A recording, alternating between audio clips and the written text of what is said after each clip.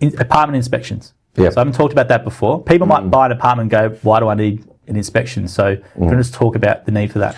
Yeah, I think there's quite a gap between the knowledge as to why, or the assumption, public perception around why you should actually carry out an inspection on an apartment or in a strata complex per se, regardless what type of building it is. There's a strata report out there which gives you sort of the semi-condition of a building where you might find where they collate a whole heap of documents, but then you go in and do an inspection on a particular apartment. You could have water ingress from your shower recess leaking into someone else's property. You could be going into neighbouring rooms. You could have cavity flashing issues on the ground floor. You can still have rising deb. You can still have leaking from another tenancy into yours. There are so many factors. It's still a building. It's still sitting on the ground. You still might be elevated in some areas. Balconies can still leak. Windows still leak. Cavities being breached. You still have water ingress, still get mould. So all these building factors that come into play still happen in a strata complex. Yep. In saying that, so that's the inspection on the individual tenancy. As a building inspector, yeah, like I said earlier, there are minimum standards that you would work to, and the building inspections is no different. So when you're doing an inspection on an individual tenancy, you still want to have a look at the block. The block might have concrete cancer, might have roofing issues, might have a structural issue, might have subsidence of retaining walls, driveways that are cracked up. And when you're sitting in a 6, 10, 12, 18 unit tenancy, that's a lot of money that has to be rectified in that building, of which you're going to have to pay your fair share.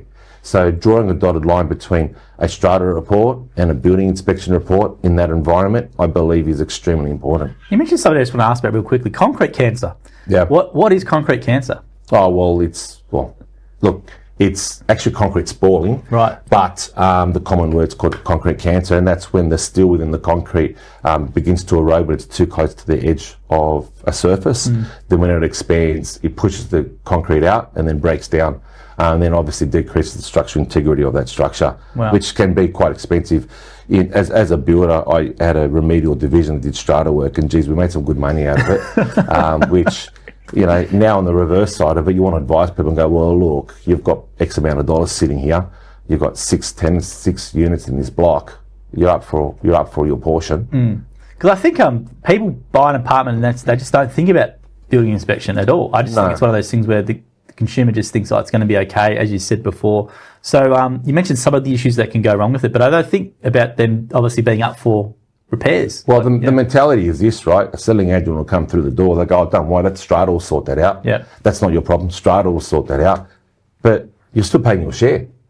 So that statement isn't really true to.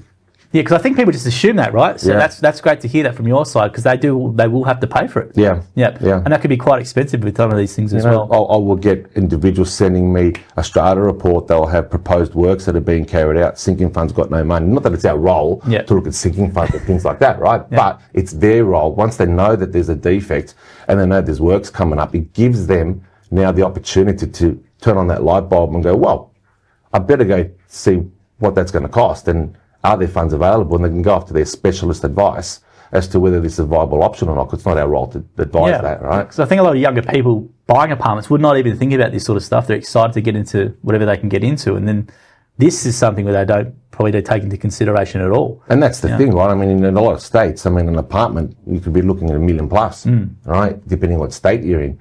So what, is $1 million in an apartment no different to $1 million in a house? Yeah.